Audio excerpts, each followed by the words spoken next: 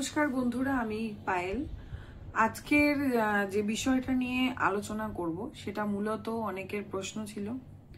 সেটা হচ্ছে যে অনেকগুলো পরীক্ষার প্রিপারেশন আপনারা নিচ্ছেন, কারণ আমরা জানি যে আমাদের যেরকম নেট সেটের প্রিপারেশন নিতে হচ্ছে ঠিক তেমনিভাবে এখন পিএসসি, তারপরে হচ্ছে ঝাড়খণ্ডের এক্সাম বা হচ্ছে যে পরীক্ষাটা আসছে এসএলএসটি সেপ্টেম্বরে, তো সেই পরীক্ষা বা আরো অন্যান্য পরীক্ষার প্রিপারেশনও নিতে হচ্ছে। কারণ একদিকেই শুধুমাত্র কনসেন্ট্রেশনটা রাখা যাচ্ছে না শুধুমাত্র একটা পরীক্ষার জন্য, এটা খুব স্বাভাবিক। এবং এক্ষেত্রে আরো হয় যখন আপনারা বেশ কয়েক বছর ধরে নেটটা পড়ছেন এবং বারবার করে 6 মাস বাদে বাদে পরীক্ষা হচ্ছে, পরীক্ষা দিচ্ছেন এবং পরীক্ষা দিয়েও হচ্ছে না, রেজাল্ট হচ্ছে না, তো সেক্ষেত্রে একটা হতাশা চলে আসে। কিন্তু তারপরও মনে হয় যে না, নেটটা পাস করতে হবে, অবশ্যই সেটা খুব প্রয়োজন, সেই পড়াশোনাটা চলতে থাকে। এবং তার আশেপাশে আরো অনেক পড়াশোনা চলে আসে, চাকরির পরীক্ষা চলে আসে, বিভিন্ন কম্পিটিটিভ এক্সামের জন্য আমাদের পড়তে হয়। তাহলে সেক্ষেত্রে আমরা কিভাবে এই বাকিগুলো পরীক্ষা প্লাস নেট পরীক্ষা সবকটাকে একসাথে নিয়ে চলবো? তো অনেকেই এই সমস্যায় ভুক্তভোগী এবং আমিও একসময় ছিলাম। তো সেই পরিপ্রেক্ষিতে আপনারা আমার কাছে জানতে চেয়েছেন, আমি একটু ছোট্ট কথায় কয়েকটা কথায় বলে দিই যাতে এর সলিউশন হয়ে যায় আপনাদের। সেটা হচ্ছে, দেখুন, আপনি কোনটা টার্গেট করছেন এটা মূল কথা, কিন্তু সবসময় এরকম ভাবেও হয় না যে অবশ্যই যখন আপনি নেটকে টার্গেট করবেন আপনি চেষ্টা করবেন নেটের প্রতি কনসেন্ট্রেশন দিতে এবং সেটাই ফুল মনোযোগী হয়ে সেই কাজটা করতে, এটা তো ঠিকই। কিন্তু অনেক সময় আমাদের কম্পিটিটিভ এক্সামের দিকেও যেতে হয় বা অন্যান্য যে এক্সামগুলো রয়েছে, এসএলএসটি বলি, পিএসসি বলি, যাই বলি না কেন, এই এক্সামগুলো দেওয়ার জন্য এগুলো নিয়েও আমাদের পড়াশোনা করতে হয়। এবং দেখা যায় যে সিলেবাস কিন্তু আলাদা, অর্থাৎ নেটের সিলেবাস অন্যরকম এবং এসএলএসটি পিএসসি সিলেবাস অন্যরকম, এগুলো আমরা দেখতে পাই। তাহলে আমরা করব কি? প্রথমত হচ্ছে, যদি আপনি বাংলা বিষয়ের জন্যই প্রিপারেশনটা নেন, ধরা যাক আপনি নেট পরীক্ষা দিচ্ছেন বাংলা এবং অন্যান্য পিএসসি দিচ্ছেন সেখানেও বাংলা, ঠিক আছে। আমি বলছি ধরুন রেলের পরীক্ষা বা এই জাতীয় কোনো পরীক্ষা হলে শুধুমাত্র বাংলা দিয়ে তো কাজ চলবে না, তখন অন্যান্য আনুষঙ্গিক জিকে এই বিষয়গুলোও পড়তে হচ্ছে। কিন্তু যখন আপনি ধরুন এসএলএসটি দেবেন, কথার কথা বলছি আমি, কেউ এসএলএসটি দেবেন, কেউ পিএসসি দেবেন, এরকম রয়েছেন। পিএসসি তেও বাংলা রয়েছে, এসএলএসটি তেও বাংলা রয়েছে, নেটেও বাংলা রয়েছে, কিন্তু প্রত্যেকটা সিলেবাস কিন্তু এক নয়, আবার প্রত্যেকটা সিলেবাস কিন্তু একদম আলাদাও নয়। এই জায়গাটা প্রথমে খেয়াল করুন। আমি প্রথম পয়েন্ট বলবো যে আপনারা কি কি পরীক্ষার প্রিপারেশন নিচ্ছেন। ধরা যাক কেউ এসএলএসটির প্রিপারেশনও নিচ্ছেন, তার পাশে নেটের প্রিপারেশনও নিচ্ছেন। তাহলে আপনারা কি করবেন যে এসএলএসটির কোন পার্টটা বা কোন জায়গাটার সঙ্গে নেটের জায়গাটার মিল রয়েছে এটাকে খুঁজে বার করুন। দেখবেন আমি এখানে বলে দিচ্ছি, এসএলএসটির যে গ্রামার পার্টটা রয়েছে সেই গ্রামার পার্টটা হুবহু প্রায় অনেকখানি আমরা দেখতে পাই যে আমাদের নেট পরীক্ষাতেও রয়েছে, তাই তো। কিন্তু হ্যাঁ, প্রাচীন ভারতীয় আর্য ভাষা এই পার্টগুলো নেই ঠিকই, কিন্তু মূলত সমাস, সন্ধি, পদ পরিবর্তন এই বিষয়গুলো রয়েছে। আবার দেখুন, যখন আপনি পিএসসি পড়ছেন, পিএসসিরও গ্রামার পার্ট রয়েছে এবং পার্টিকুলার এই পার্টগুলোই কিন্তু রয়েছে, ঠিক আছে। এবার যদি আপনি প্রাইমারি টেটের জন্য প্রিপারেশন নেন, ধরুন প্রাইমারি টেটের অনলি বাংলার পার্টটা রেডি করতে গেলে, কারণ সেখানে তো আপনাকে অঙ্ক, ইংলিশ সমস্ত বিষয়ে পরীক্ষা দিতে হচ্ছে, কিন্তু বাংলার পার্টটা রেডি করতে গেলে কিন্তু এই গ্রামারগুলোই আপনাকে পড়তে হচ্ছে, এটা একটা বিষয়। নেক্সট হচ্ছে গ্রামার এবং মধ্যযুগ এমন একটা বিষয় আমি বলেছি যেটা কিন্তু যতই সিলেবাস আপডেট করুক যাই করুক এর কিন্তু তেমন কিছু পরিবর্তন হওয়ার নেই। এর আগেও যখন সিলেবাসটা পরিবর্তন হয়েছিল এই পার্ট থেকে কিন্তু, যেমন ধরুন শ্রীকৃষ্ণ কীর্তন পুরোটা ছিল এর আগে সিলেবাসে, এইবার শ্রীকৃষ্ণ কীর্তন 4টে খণ্ড দিয়ে দিয়েছে, জন্মখণ্ড, তাম্বুল খণ্ড, পংশীখণ্ড, রাধা বিরহ, মানে স্পেসিফিক করে দিয়েছে। পেপার ওয়ানও তাই, টিচিং থেকে একদম হিউজ একটা জায়গা ছিল টিচিং এর, এখন টিচিং এর আলাদা আলাদা আলাদা পার্ট ভাগ করে দিয়েছে, এই আপগ্রেড করেছে এখানে। এবার আমাদের এনইপি 2020 অনুযায়ী সেই অনুযায়ী হয়তো কিছু সিলেবাস বা এআই এই জাতীয় বিষয়গুলো হয়তো কিছু অ্যাড করবে বা আপগ্রেড করবে তার মানে এটা নয় যে সিলেবাসটা হুবহু বদলে যাবে। বোঝা গেল? তাহলে বিষয়টা কি দাঁড়ালো? তাহলে এইভাবে যদি আমরা তৈরি হই যে কোন কোন জায়গাগুলোর মধ্যে মিল রয়েছে, যেমন গ্রামার পার্টের মধ্যে আমরা মিল পাচ্ছি, নাম্বার 1। নাম্বার 2 হচ্ছে যেটা মধ্যযুগের মধ্যে যেটা চর্যাপদ, শ্রীকৃষ্ণ কীর্তন, মঙ্গল কাব্য, এই অপশনগুলো, এই জায়গাগুলো, সেগুলো দেখবেন আপনার এসএলএসটি-তে, পিএসসি-তে রয়েছে, নেটে রয়েছে। ঠিক আছে? আমি বলছি কেন, কারণ আপনাকে যখন 2 কি 3টে পড়া পড়তেই হচ্ছে, নেটও পড়তে হচ্ছে, তার সাথে অন্য আরো 1-2 পড়া পড়তেই হচ্ছে, তখন এত কমপ্লিকেটেড করে দেবেন না। মানে এরকম ভাবে ভাববেন যে সবকটা মিলে একটা সিলেবাস, আমি দেখে নিই এই 3টে সিলেবাস যে রয়েছে তার মধ্যে কমন ফ্যাক্টর কোনগুলো রয়েছে। যেগুলো কমন ফ্যাক্টর রয়েছে সেগুলো তো খুবই ভালো, সেগুলোকে পড়ে নিলেন আপনারা। তাহলে ওই কমন ফ্যাক্টর, তার মানে আমি যদি একবার পড়ি তাহলেই আমার 3টে কি 4টে পরীক্ষার জন্য পড়া হয়ে যাচ্ছে। এই কমন ফ্যাক্টর একটা সাবজেক্টে নিশ্চয়ই থাকবে, যা জিওগ্রাফি তারও কিছু না কিছু কমন থাকবে এই পরীক্ষাগুলোর মধ্যে, যার ম্যাথ তারও কিছু না কিছু কমন থাকবে। এই কমন ফ্যাক্টরকে বার করে সেগুলোকে পড়ে ফেলুন। ঠিক আছে? প্রথম। নেক্সট হচ্ছে যেগুলো কমন নয়, যেমন ধরুন এসএলএসটির ক্ষেত্রে 9, 10, 11, 12 যে বইগুলো রয়েছে তার সঙ্গে নেটের যে গল্পগুলো রয়েছে মোটামুটি মিল নেই। কিছু কিছু কবিতা মিল রয়েছে, যেমন ধরুন মহুয়ার দেশ কবিতাটা রয়েছে সম্ভবত ক্লাস 12-এর বইটাতে, ঠিক তেমনি ভাবে মহুয়ার দেশ সমর সেনের আমাদের নেটেও পাঠ্য রয়েছে। ঠিক আছে? তারপরে এইরকম ধরনের কিছু কবিতা, যেমন ধরুন শিকার কবিতাটা জীবনানন্দের, সেটাও নেটে পাঠ্য রয়েছে। ঠিক আছে? আপনি অচলায়তন নাটক পড়েছেন নেটে, এবং সেটারই ছোট্ট মিনি ভার্সন হচ্ছে গুরু নাটক, যেটা আমরা ক্লাস 11-এর বইতে পাই। তাহলে আপনি যদি এভাবে ভাবেন যে সিলেবাসটা, অনেকে ভাবছেন কি বলুন তো, যে এটার একটা সিলেবাস, এটার এতটা সিলেবাস, এটার এতটা সিলেবাস, ওরে বাবা আমি শেষ করব কি করে, বা আমি কি করব না। যখন আপনি এটা ভেবেই নিয়েছেন যে শুধুমাত্র নেটে কনসেন্ট্রেট করতে পারবেন না, নেটের পাশাপাশি অন্য একটা সাবজেক্টেও বা অন্য একটা পরীক্ষাতেও আপনাকে পরীক্ষাটা দিতে হবে, সেটা যে কারণেই হোক না কেন, হতেই পারে এরকম সিচুয়েশন, আর হওয়াটাই খুব স্বাভাবিক। এখন যেমন এসএলএসটি বা পিএসসি বা এই ধরনের পরীক্ষাগুলোর নোটিফিকেশন দিচ্ছে, অবশ্যই যারা বিএড করেছেন, এমএড করেছেন বা যাই করেছেন, আপনাদের মনেই হবে যে কেন আমরা এই পরীক্ষাগুলোতে বসবো না। এবং যখন আপনারা এই পরীক্ষাতে বসছেন তখন নেটের এতটা হিউজ সিলেবাস, এই পরীক্ষার এতটা হিউজ সিলেবাস আপনারা কিন্তু খেই হারিয়ে ফেলছেন, কি করবেন বুঝতে পারছেন না। তো তার ফলে আপনারা যেটা করবেন সেটা হচ্ছে কমন ফ্যাক্টর বার করুন। প্রথমে তো সিলেবাসটা ভালো করে একদম মুখস্থ করে ফেলুন, করে নিয়ে কমন ফ্যাক্টর বার করুন, কমন ফ্যাক্টরগুলোকে আগে শেষ করে ফেলুন। ঠিক আছে? শেষ করে ফেলার পরে আপনি, কেন বলছি, তাহলে আপনি ফিল করবেন কি, আচ্ছা আমার 3খানা সিলেবাস, ধরুন একটা পিএসসি, একটা এসএলএসটি, একটা নেট, এই 3টে সিলেবাসেরই কিছু না কিছু আমার শেষ হয়ে গেছে, মানে অন্তত 10% কি 20% পার্ট আমার শেষ হয়ে গেছে, এই ফিলিংসটা আপনার আসবে। ঠিক আছে? কারণ মধ্যযুগ এবং গ্রামার 3টের মধ্যেই প্রায় 10% কি 20% জায়গা দখল করে রয়েছে সিলেবাসের, আরো বেশি কি কম না। নেটের ক্ষেত্রে আমি বললাম 20%, আর অন্যান্য গুলোর ক্ষেত্রে কিন্তু আরো বেশি শতাংশ হচ্ছে, ওখান থেকেই প্রশ্ন আসে। তাহলে ওই মেন পার্টটাই আপনি রেডি করে ফেললেন। ঠিক আছে?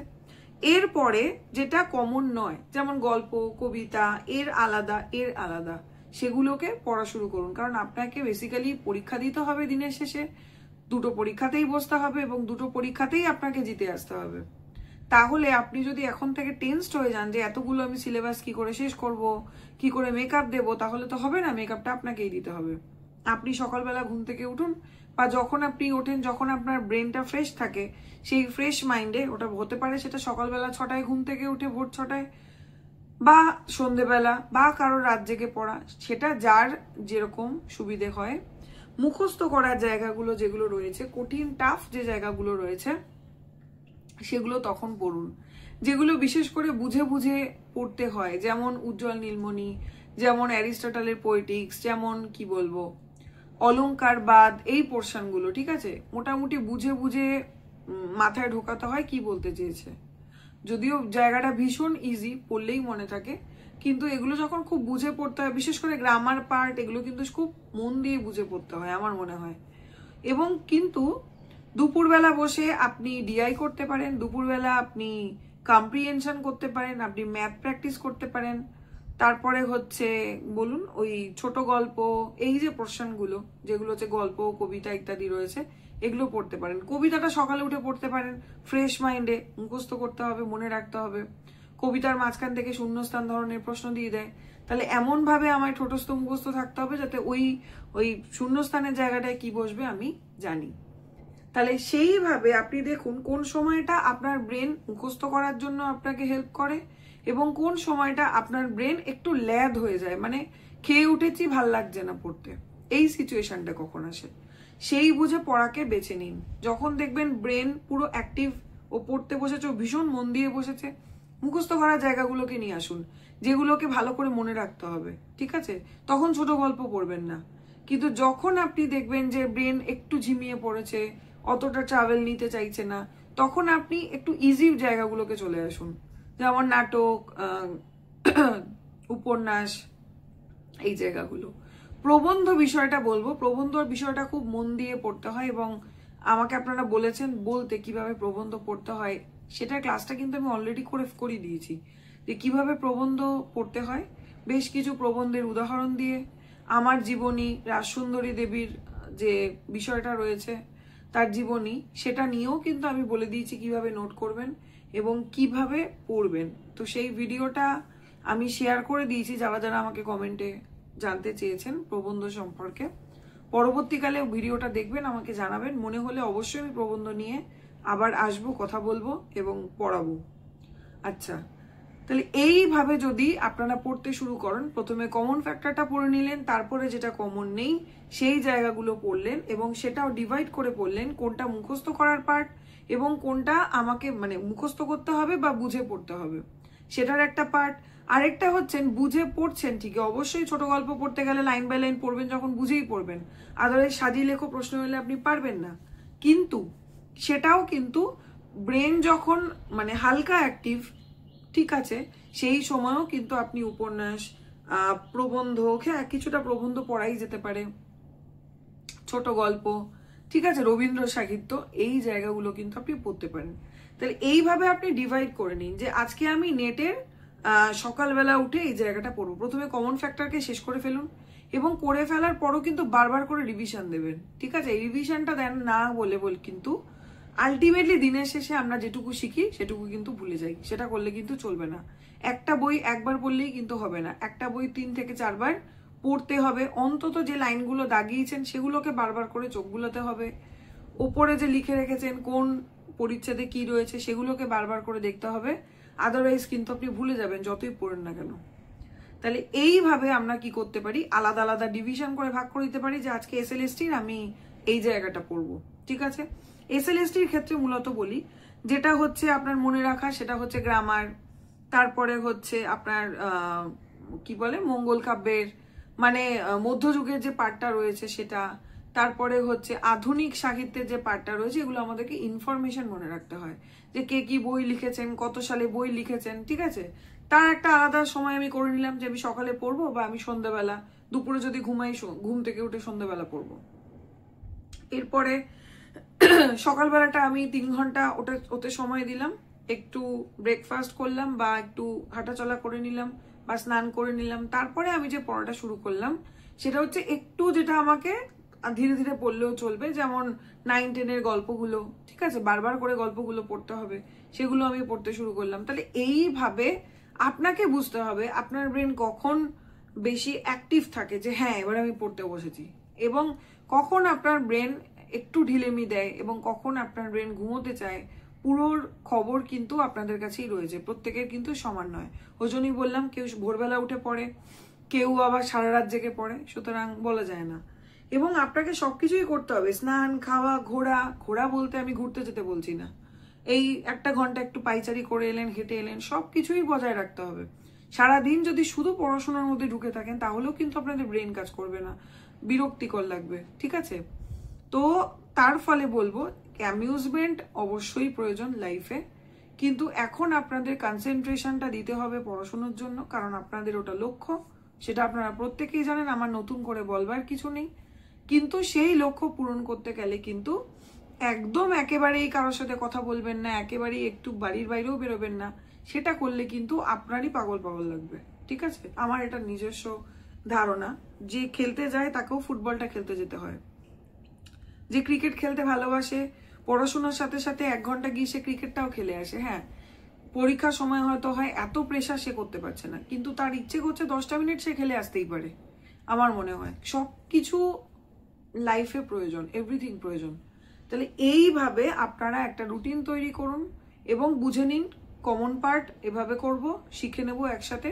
কমন পার্টটা হয়ে গেলে 3-4টে সিলেবাসের অর্ধেক জিনিস শেষ হয়ে গেল, আপনার ব্রেন থেকে হেডেক শেষ হয়ে গেল। এরপরে যেটা কমন নেই সেটাকে এরকম 2টো ভাগে ভাগ করব, করে নিয়ে পড়তে থাকবো।